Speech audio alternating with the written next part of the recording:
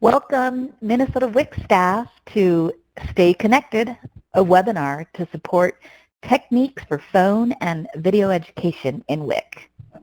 In this webinar, we will look closely at preparation techniques that enable a successful contact. We're also going to share some ways to open the session and make it collaborative. Lots of options here, and you can determine the best approach for your style. And then finally, we're going to explore some techniques to accommodate for the lack of body language. This webinar is sponsored by the Minnesota Department of Public Health, WIC, and I'm Bernadette Landers, and I join you from Altarum Institute. We're going to use some polls. Your responses are anonymous. However, I am going to broadcast the results so you can get a sense of how your colleagues are responding to the same questions or statements. Let's go ahead and do a poll now so we can see how that works and get a sense of where you all are at related to phone and video appointments. Respond to these two statements, please.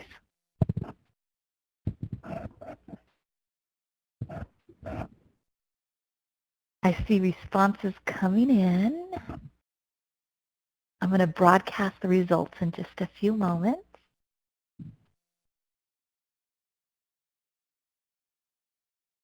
So the first one's asking about phone, if you do phone appointments regularly, and the second statement is about videos, if you do video appointments.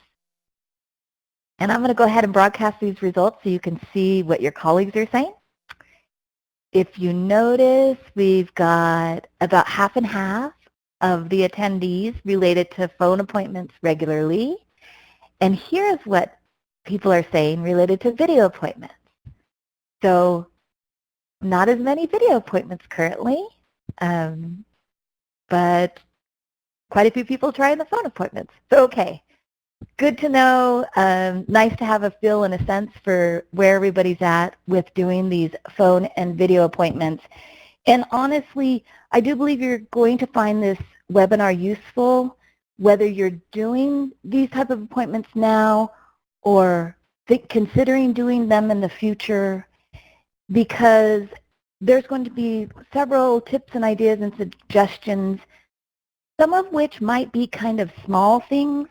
However, they really make a difference in practice, and so maybe a little reminder of some of the techniques that you could use to make your sessions even more effective. And maybe there will be some new ideas. I do believe there will be some new tips, techniques, suggestions for you to consider applying as you see fit. Let's take a look at some of the why behind using phone and video services in WIC. And one reason is because staff everywhere are finding it really useful. This picture comes to us from our colleagues out in California WIC. I have the good fortune of working with several different WIC programs across the nation, and some staff out in California recently shared this picture with me. I bet it looks somewhat familiar. You notice the food models and the beverage cups that we use with WIC clients in front of her keyboard. And then you'll also notice that she's using a web-based platform to provide services to a WIC client. A few things I want to share with you that California told me about this particular client and these types of clients in general is that this individual is actually at work.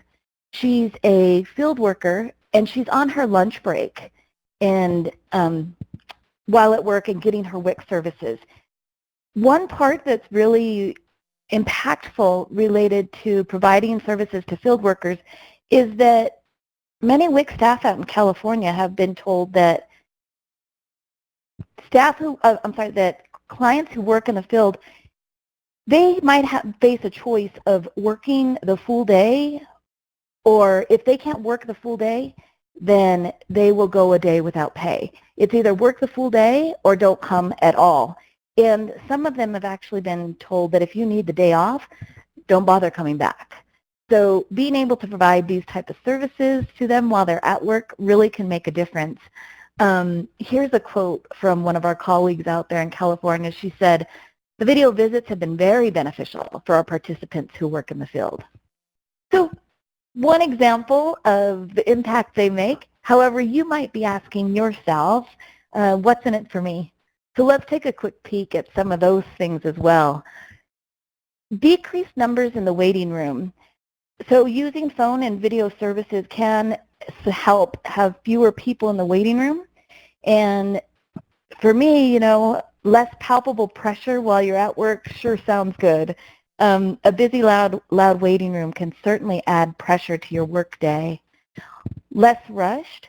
Phone or video appointments, while they require similar staff time, you might feel less rushed when there are few people waiting to see you.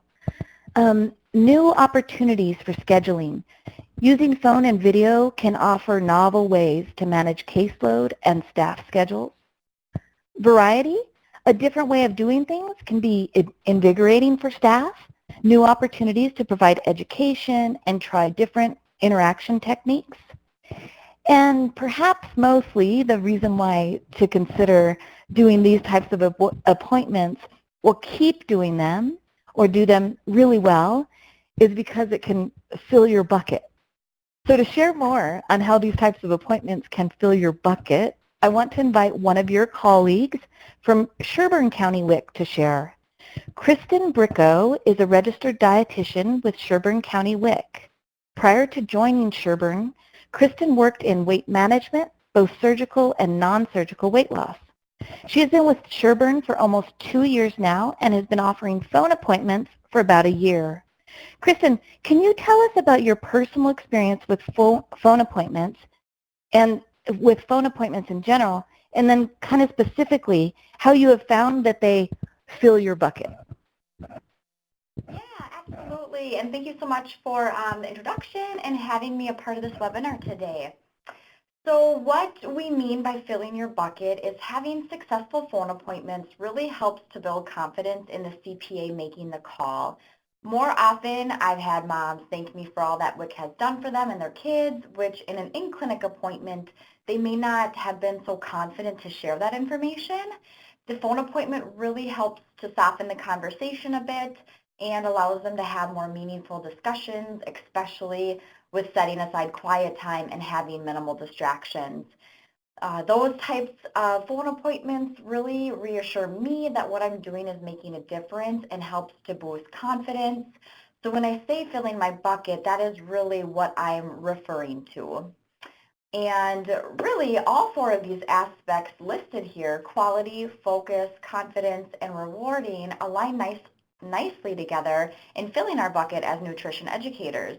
Rarely will you have one without the other. They sort of spill into each other. And so I'd like to just take a moment to address each one a little more in detail. Starting with quality. Really relates to the appointment having more bulk. Mom and dads have more time to discuss their kids' intake and often go into more detail since they do have minimal distractions. Next is focus. Focus is important and improved for both parents and dietitians, again leading back to the quality of the appointment and how that is improved with having a better focus and serving our participants at the highest level. Next is confidence, which directly affects the educator making the phone call, but also the participant in their level of confidence in the nutrition educator. All of this circles back to filling our bucket. And last, but certainly not least, rewarding.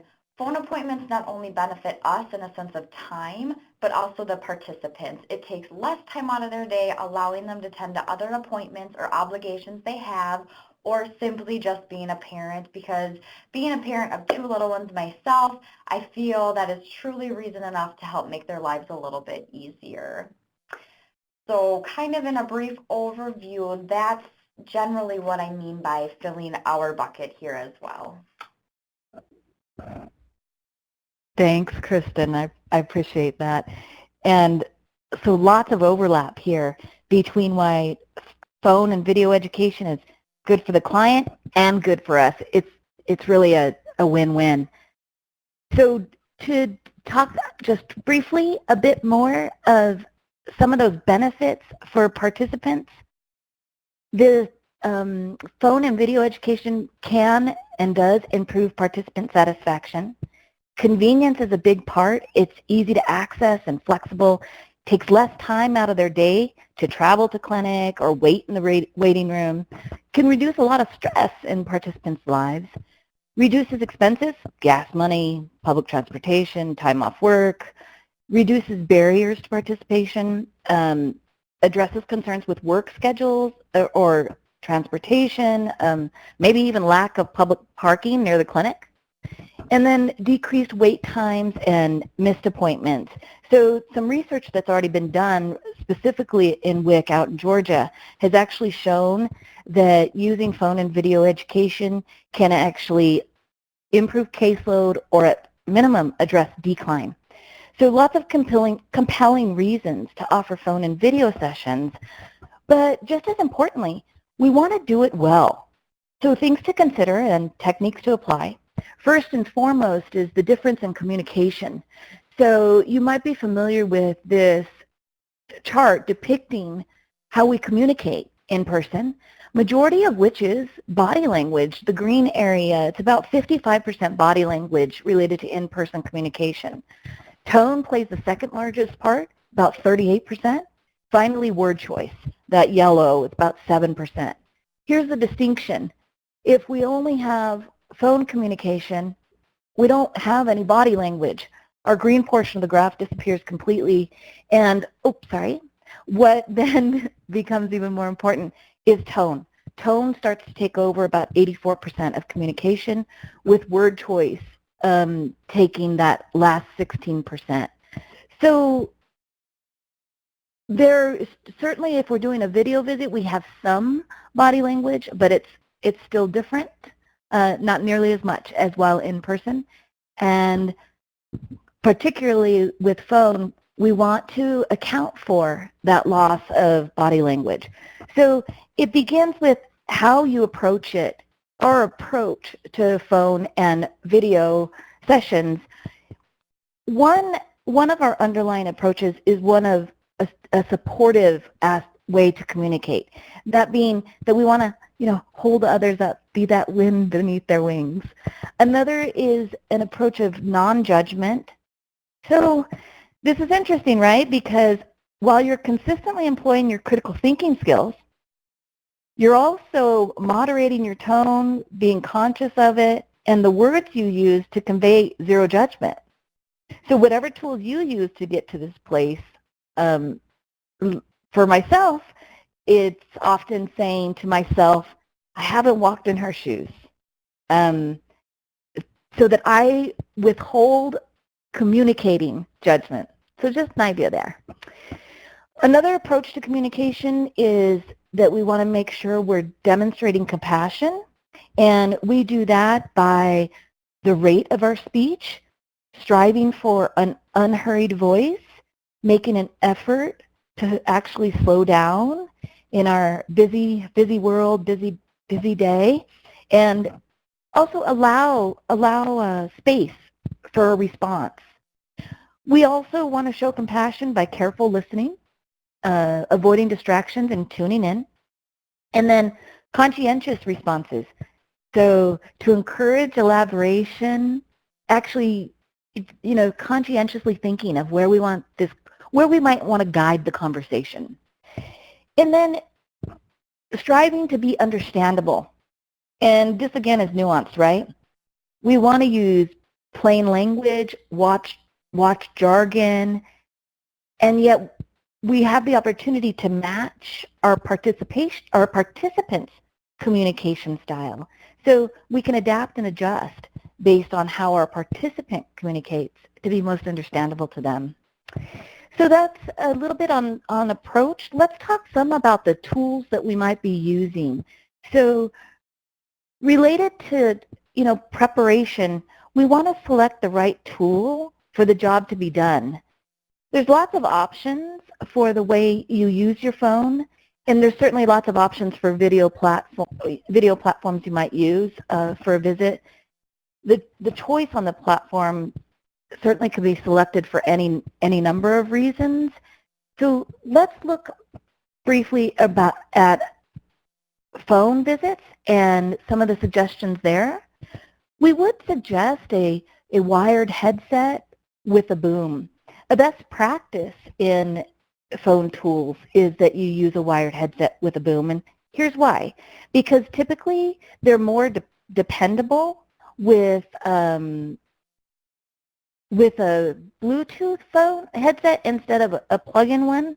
You might have more risk for intermittent communication. So higher quality when you have a wired headset with a boom that actually plugs in. They allow your hands to be free, so you can take notes or navigate through the client's record if necessary.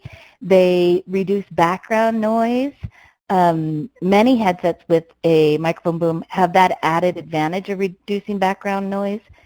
So although you're going to do your best to be in a quiet place to talk with the client, this gives you a little bit more support and clear communication. Now, we said that using this tool is going to give you the hands-free option. You can maybe take notes or navigate through your computer system. And while that's said, I want to do a poll question here because I'm curious about what you all think. I'm curious about how you all feel when somebody is typing in the background when you're talking to them. So here's our poll question for you. If you're on the phone and you hear the other person typing in the background, what thoughts are running through your mind?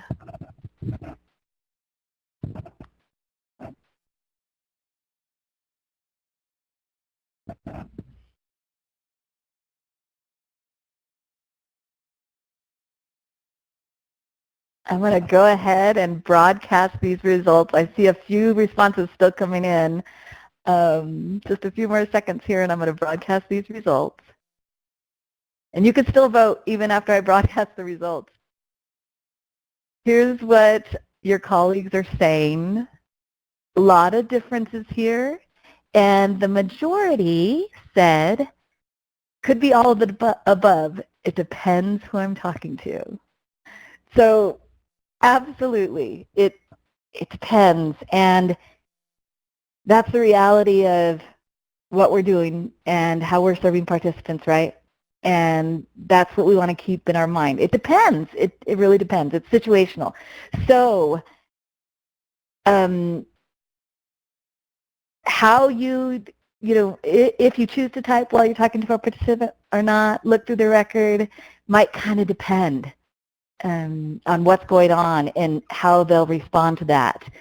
I just want to mention that because in healthcare, it is recommended. So this research is, from telemedicine, medical services. But in healthcare, it is recommended to take limited notes during the conversation because writing or entering data during the conversation is perceived as multitasking and not interpreted by patients as being thorough. It's interpreted as they're doing something else rather than paying attention to me. So just food for thought there, a consideration in your practice for how many notes you want to take while the client's actually on the line and if you want to do so. There's not one right way, just something to be aware of.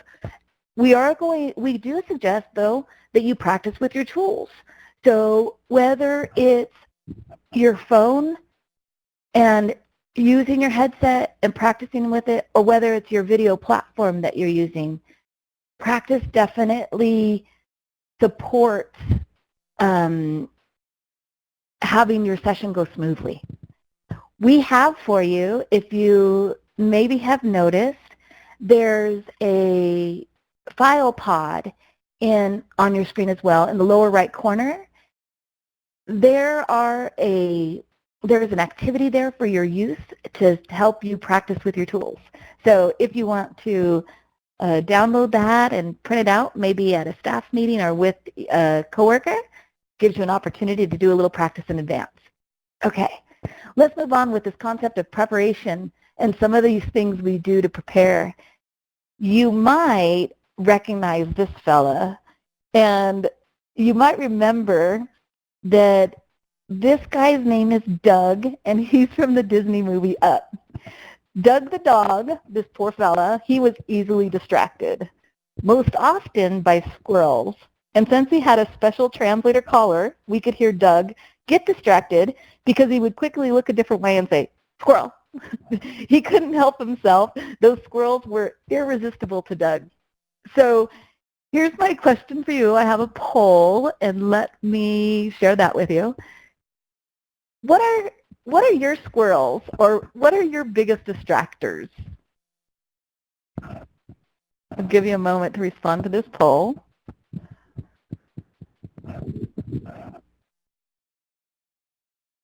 Lots of responses coming in here.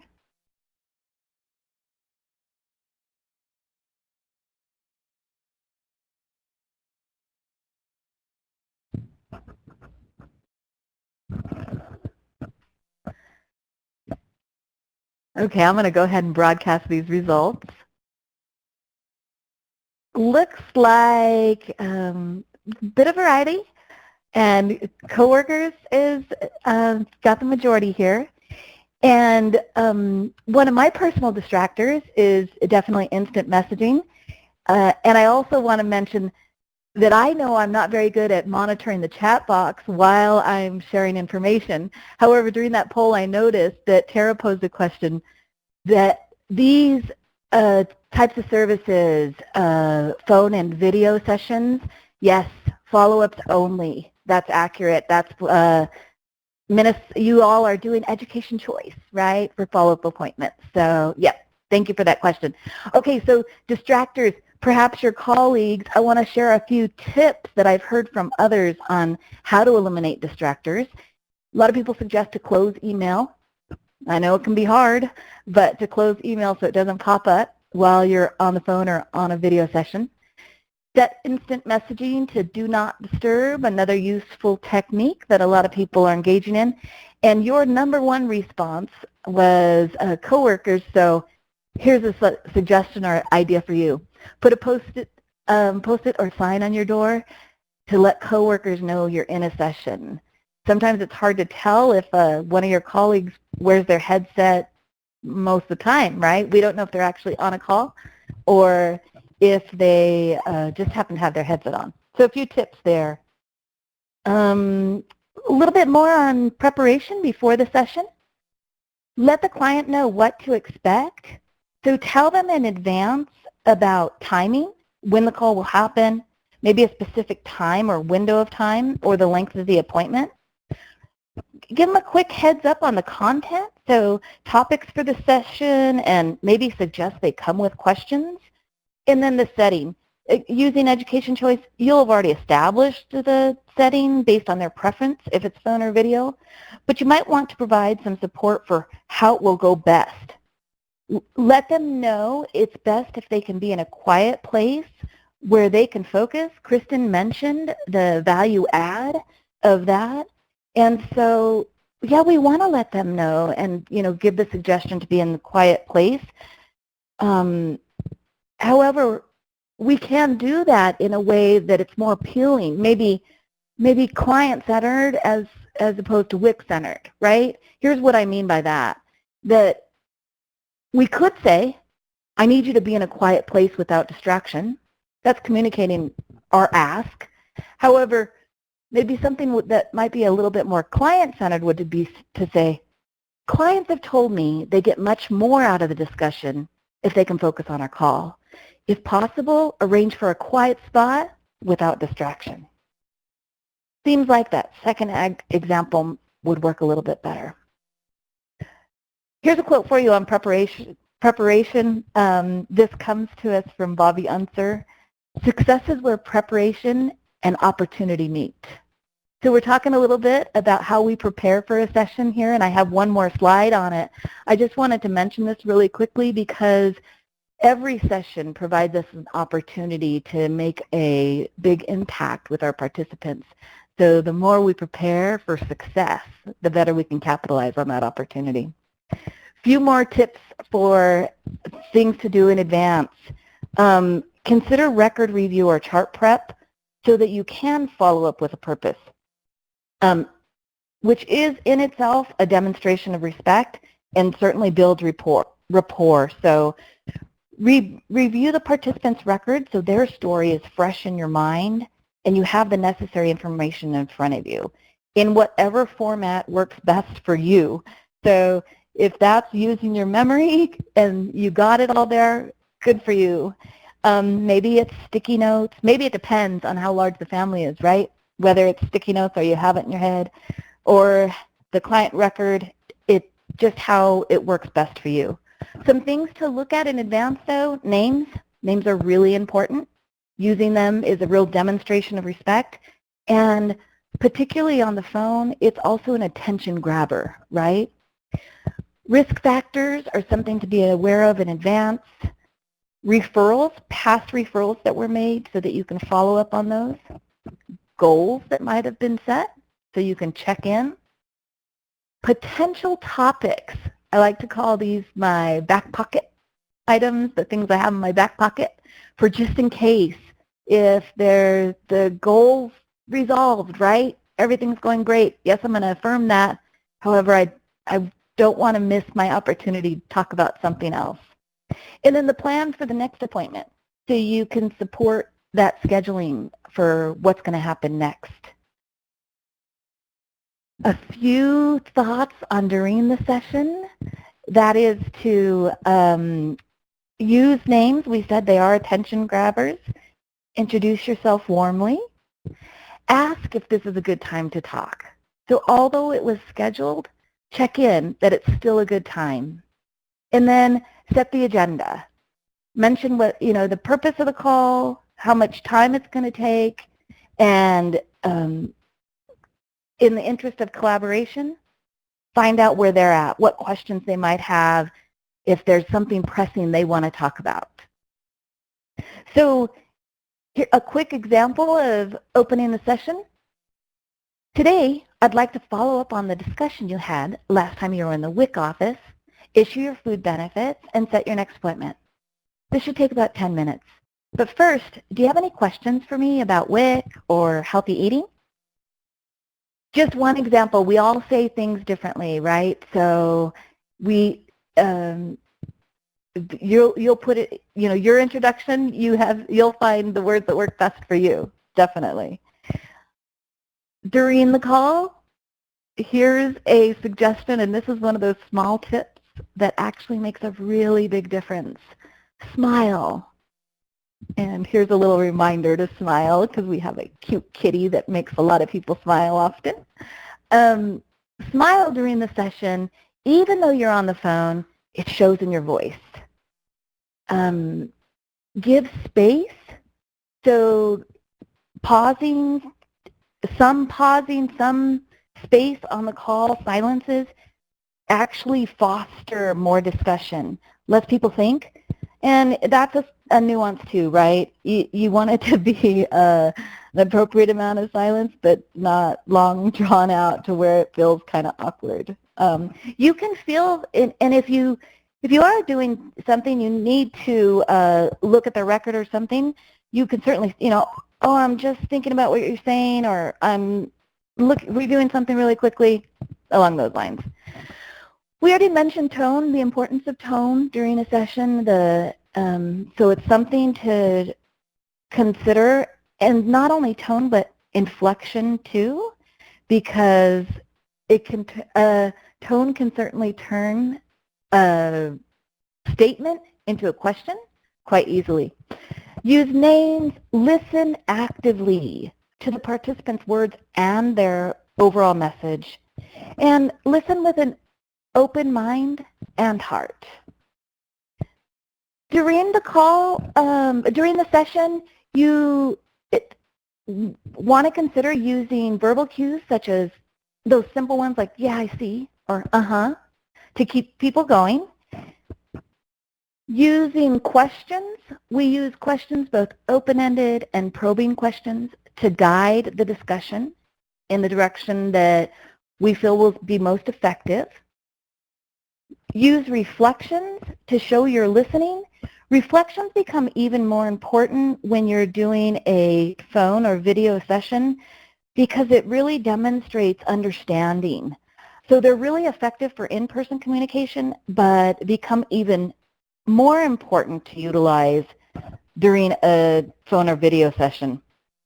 And just to make sure that I'm communicating well, when I say reflections or reflective listening, these are statements, statements that might convey the underlying message from what you heard or the emotion you heard from the participant. They're not questions, they're just putting it out there as a statement and ensuring the accuracy of communication. And then use affirmations too. Affirmations are positive statements about an individual's strengths or efforts. Affirmations make people feel good and build them up. So really powerful to use affirmations. And affirming something makes it more likely that that is going to continue to happen. So we use affirmations with positive behaviors an awful lot. Now, all that being said, and there's no one right tool to use at a particular time. These are all options, right? Whether you hear a statement from a client and you want to pose a question. Maybe you want to offer a reflection or an affirmation. There's not one right way. There's lots of options. But let's look at a couple examples so that we can collectively decide, one, how you might want to proceed, but also, two, what it might sound like. So I'm going to give you a brief client scenario, and then I'm going to ask you, what would you do in this case? So here's what your client says. Since my last WIC visit, I've been working hard at getting the whole family to eat more vegetables.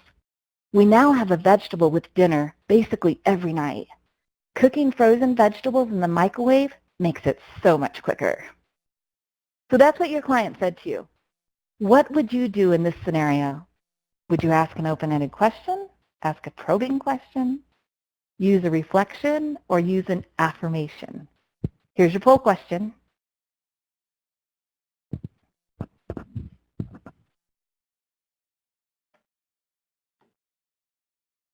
Lots of responses here. I'm going to pause for a few more moments and then broadcast the results. Okay. So, majority of you said use an affirmation. Okay. So I am going to, let's look at an example of an affirmation to this one then. Here you go. You're not a quitter. You're going to keep finding ways to help your kids eat well. There's your affirmation. And there's lots of ways to say it, right? I'm not saying that this is the best affirmation ever. It's just one that feels natural to me. So we all have different ways we would phrase things. Let's do another one. Here's another scenario. Your client says, ever since I've had my baby, I've hardly slept.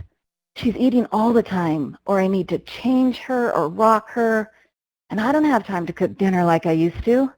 I feel so overwhelmed. What would you do in this scenario? There's your poll.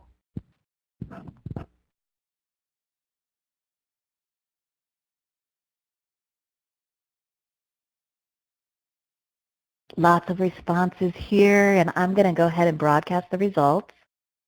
Majority of you said I would use a reflection. So let's take a look at what that reflection might sound like. Here you go. You're wondering if this is normal and if it's always going to be this way.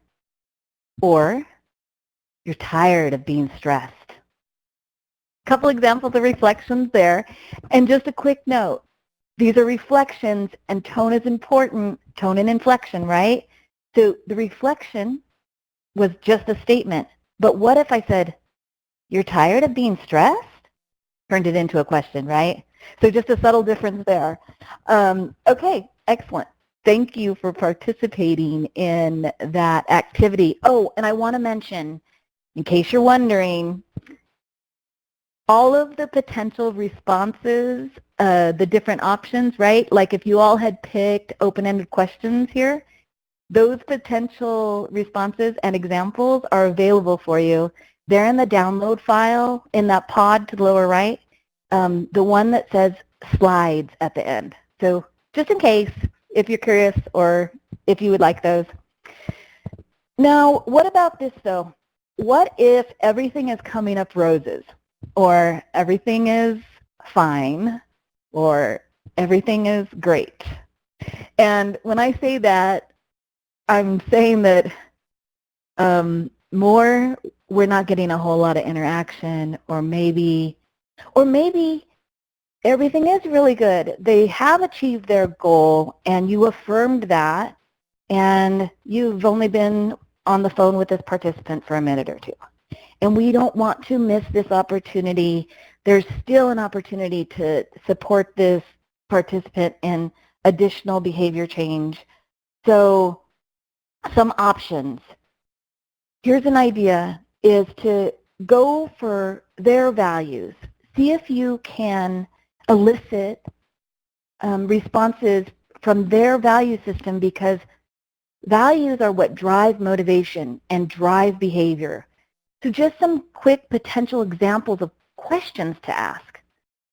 Something like, what's most important to you about your family's eating habits? Or maybe, what are you proud of when it comes to your family's eating? Or perhaps, what healthy habits do you want your children to have when they get older? So that situation where you're trying to consider of where to take this session next, another way, another potential option for you is to go for anticipatory guidance. So these are our back pocket items, right? Things that we want to have in our back pocket for just in case if we need something to draw the participant in during the session. Here's a potential question you might ask for anticipatory guidance. What have you heard about introduction to solids? And a nuanced statement there, right? Using heard rather than think. So my suggestion, my practice is to use heard rather than think, because if you think something and you ask them, what they think, they're going to be more committed to that statement. So what if it's something that's not best practice? So if you ask, what have you heard, then they're not so strongly affiliated to how they respond, right? Okay, another potential way to introduce anticipatory guidance. What have you heard about breastfeeding? Again, there, heard rather than think, because if I ask her, what are your plans for breastfeeding? She's going to tell me her plan. And if she actually says, I don't plan to breastfeed, oops, I stepped in the wrong direction, right? So what have you heard about breastfeeding? Okay, another potential response related to if everything's coming up roses or everything's fine is the option to normalize. So make it, a common thing that's going on that you might want to elicit further discussion on. Here's what I mean by that. Sometimes I hear from moms, they're trying to limit fast food because their 3-year-olds just like it so much. Is that something you would like to talk about? A few examples here. No one right way, just options. Okay, one more technique. Closing the session out strong. So this is around summarizing the main points, providing the plan for the next visit, certainly, offering an additional affirmation if there's one to give them, and definitely to thank them. Thank them for their time and participation with you. So brief little tip here around closing the session, but just to make sure that we kind of wrap it all up with a bow. right? Okay, so what I would like to do at this point is invite another one of your colleagues from Minnesota to share. And Maggie Domsky is a registered and licensed dietitian and currently is the WIC program supervisor and coordinator for Washington County WIC. Maggie has worked in community nutrition throughout her career and has been with Washington County WIC for over 15 years. She was the nutrition education coordinator and breastfeeding coordinator before moving into the WIC coordinator position 7 years ago. And I want to mention to Maggie that we are doing very well on time. So Maggie, please share some of your insights from implementing phone education in your WIC program. Thank you, Bernadette. Good morning. I thought it would be helpful just to share a few things related to education choice and phone visits from the perspective of a coordinator. And I want to start out by saying that our caseload is currently around 2,400 here in Washington County, because how you handle education choice and phone visits is certainly going to vary depending on the size of your agency. When we first decided to offer phone visits and other education choice options, I needed to determine which of my staff would handle the calls, how we were going to schedule them, what time of day to schedule them, and about how many slots we felt we would need in a day. And my overall goal for our agency was to use my existing CPA staff for these phone visits, so it's something that we all share in, but I still wanted to maintain normal, high-quality clinic services. The one thing we learned almost right away is that the popularity of the phone call visit grew tremendously. Initially, when we were offering education choice, people were opting to come into clinic like the olden days when they came in for vouchers, and a lot of them were choosing the online module, and the phone call was actually in third place when we first started offering education choice. That has totally flipped around now, and phone call visits are definitely way in the lead for the choice that people make. And so therefore we had to kind of revise and are still adjusting, to be honest with you, as time goes on. One thing we did learn is the manner in which the staff member offers the options really seemed to make a difference in the way the client would select what method they wanted to use. So when we first started out, we had 2 slots in the morning and 2 in the afternoon in our Hubert scheduler for phone visits, 2 15-minute slots. We were filling those almost immediately and therefore not having any slots to put in, and we wanted it to be in our scheduler so we could remind people by phone call and eventually using the WIC app that they had that phone visit. So we definitely have increased that since those early days. And now on most days, and it depends a little bit on staffing in clinic, we have 4 slots in the morning between 9 and 11, 4 in the afternoon between 1 and 3, and we also added 2 slots over the lunch hour between 11 and 1 because my staff stagger when they take lunches. So it gave us about 10 slots a day, and we are pretty much filling those, and so we're continuing to monitor and decide how to handle it. We will attempt to call clients twice, and we are upfront about this when we're scheduling. And then after the second call, if we haven't reached them, we'll just say we're sorry we weren't able to connect, and we'll ask them to call us. And then when we do have a CPA who is in between appointments or has time, they will try to call back that client.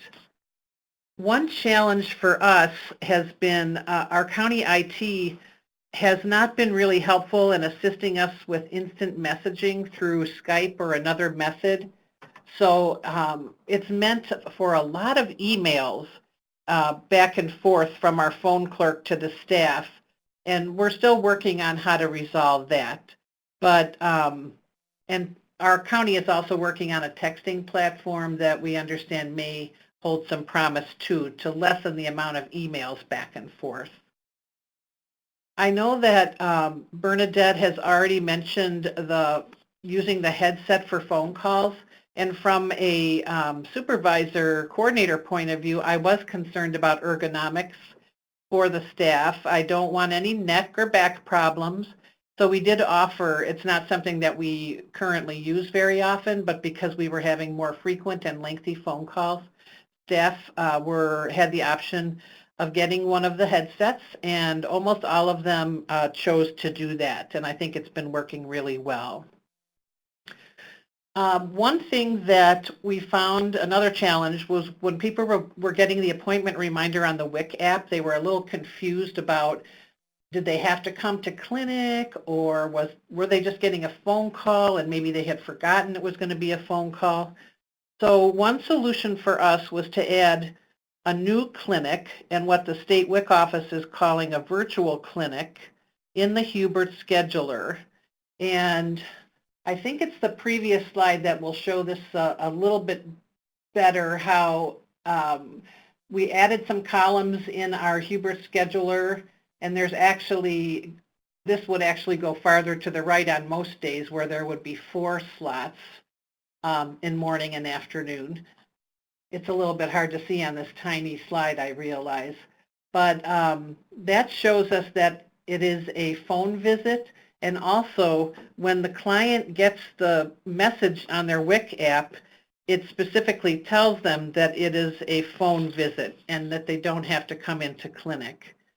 And for those of you who are wondering about this and how your agency can do it, I want to let you know that the state WIC office will be sending more information out about this virtual clinic option very soon. So you should be able to see that and how you could possibly use this in your agency. The overall program benefits from these phone visits, definitely client satisfaction. They are so happy to hear, especially with Minnesota winters and those who would have to bring a lot of kids into clinic and maybe travel a little farther. They're so happy to hear that some of this can be done over the phone now. So great client satisfaction. For me, I've really noticed as a coordinator that our participant count has stabilized since we've been offering this, and actually climbing up a tiny bit. So I'm very cautiously optimistic, trying to not get my hopes up too much. But I really do feel that we have been able to issue benefits more regularly using these phone visits, which is, of course, good for our count. And the staff is very satisfied as well. It adds some variety to their day. It makes for a little less traffic in clinic and a little less hectic days in clinic. So it's been really a great situation for us. Some possible other challenges or side effects that I'm kind of monitoring. We hope not to lose connections with our clients by seeing them less frequently, but I think, as Bernadette has described so well, if you have a rich and good phone visit, you are making those connections just in a different way.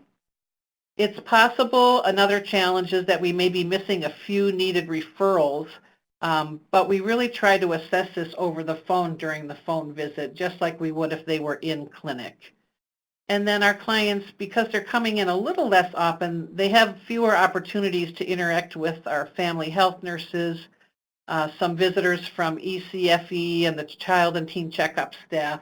So those are some examples that they're having a few less interactions there. But overall, we just feel really positively about how things are going for us with this.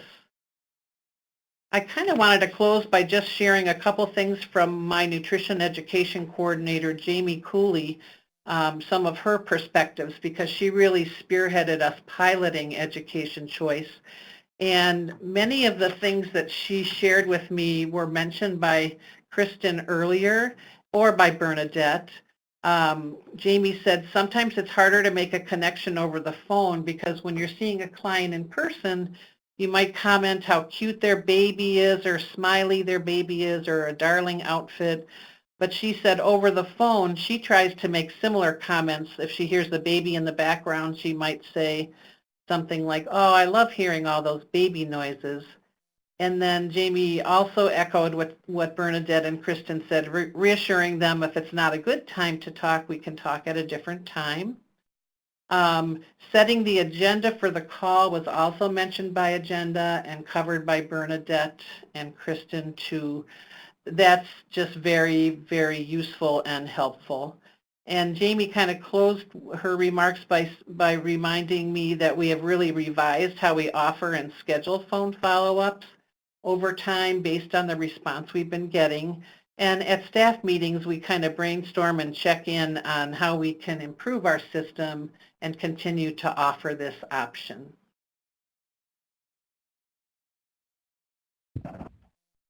Great. Thank you so much, Maggie. And we're headed into our questions and discussion portion, and a few questions came in for you while you were sharing, one of which is, how many months have you been offering phone sessions? So we were one of the pilots for this for the state, and we started offering it, boy, it's kind of hard for me to remember now, but I believe it was about a year ago, or in, late in 2018, we started offering it. But keep in mind, then it wasn't until about 3 months later that the phone visits or other methods would actually happen, because we were always kind of working ahead like that. We wanted to get it in place before we rolled out with EWIC, and we rolled out in mid-March at our agency. Do you want me to cover some of the other questions I'm seeing here? Yes, please. Thank you, Maggie. Sure. Sherry asked, how many staff do I have in Washington County? I work in clinic as well, and there's 6 of us and a part-timer, a very much part-timer. And so we all kind of divide up working in clinic and doing these phone calls. And Sherry also wondered, how many clients or CPAs did you slot in the 15 minutes? That depends on how many staff members are working, but if I have 4 people working in clinic, we slide in 4 clients for the morning, 2 midday, and 4 in the afternoon, for a total of 10. And we are kind of running out of slots. One thing I did neglect to mention earlier, that I under-anticipated the volume of phone calls we would be getting in general with EWIC for people who either missed their phone visit or forgot about it or forgot to do the online lesson, and then they call in. And so we're handling just a lot of calls in general in addition to these scheduled ones. But yet, it really seems to be something we have to keep after and look at and learn how to manage. Thanks, Maggie. Thank you so much. I did also notice an earlier question, and this is from Tara. It's about speaking to participants with language barriers and using language line for 3-way calls. I think when I talked to Kristen before the webinar, I think we chatted about this briefly. Kristen, would you mind responding to that question, please? Yeah, no problem. So when there's language barriers, we do use language line, and it works pretty well, actually. We just have the time allotted for it. So normally our follow-ups, we would schedule, like our phone follow-ups are about 15 minutes, but then if we're using language line, it may take a bit longer. So we typically block off about a half an hour in order to be able to call language line and get everything set up, because sometimes it takes a little bit to connect. But I did just recently learn that if you know you're going to be having a language line appointment, that you can actually schedule that with them ahead of time. And I believe, I haven't done it yet, but I believe then they call you at that time. Makes it a little bit nicer, because then you're not trying to get a hold of them and waiting and all those pieces. And then they do call the client for you, and they'll leave a message for you if they don't get a hold of them, and then that 3-way chat starts. So hopefully that answered your question. Thank you, Kristen. I appreciate that. Another question that came in was related to high risk on the phone, asking if you all do high risk on the phone. And I just want to mention that I'm not sure if there's a guideline from the state level related to allowability of high risk on the phone. I'm going to check in with Maggie first to see if she's aware if there is a guideline, and then number two, if you all are doing that or not. Sure. It is allowable to do a high-risk visit over the phone, not using the WIChealth.org online method, though. That is not appropriate for high risk. But it also depends on the circumstance, because certainly if you need to check a baby's weight, a mom's weight, or a hemoglobin, if there's a good reason that you need this client to come into clinic, we would definitely be scheduling them to come into clinic for a high-risk visit. But in a few circumstances where it's a well-managed high-risk client that you don't have a lot of concerns about, it is allowable to do a phone visit for them. And I can Super. speak Go on ahead. behalf of Go Sherburne. ahead, Kristen. Yeah, so on behalf of Sherburne County, that's exactly how we do it as well. Wonderful. Great. Thank you both so much, and thanks everybody for those questions and that discussion. I appreciate it. There is one more item that we would like to touch on before we kind of wrap our session today, and this is a little bit about attitude. And I wanted to invite Kristen to share one more time, because when we were chatting in preparation for this webinar, she shared a little bit with me about attitude and the importance of it. Kristen, would you mind sharing with the larger audience a little bit about why, you know, kind of your mood is so important when you're doing a phone session? Yeah, so really attitude sets the tone, kind of like how you mentioned earlier in the presentation, for the appointment, as participants really cannot see our body language over the phone. But they can sure hear it in our voice, and this correlates with them hearing the confidence in our nutrition content as well. So we want to set ourselves up for a productive phone appointment, and that should always start with some self-reflection on our own attitude before we make that phone call.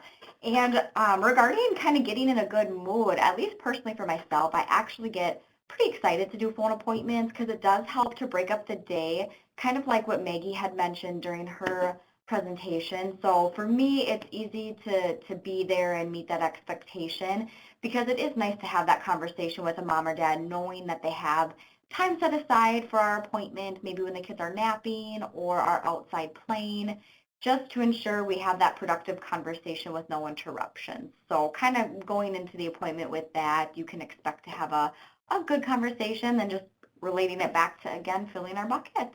So bottom line with that, just really be in a good mood, and if not, just really try hard to pretend that you are. Put on a smile. Absolutely. Thank you so much, Kristen.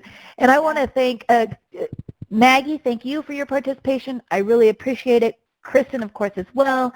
And I want to thank everybody for attending our webinar today.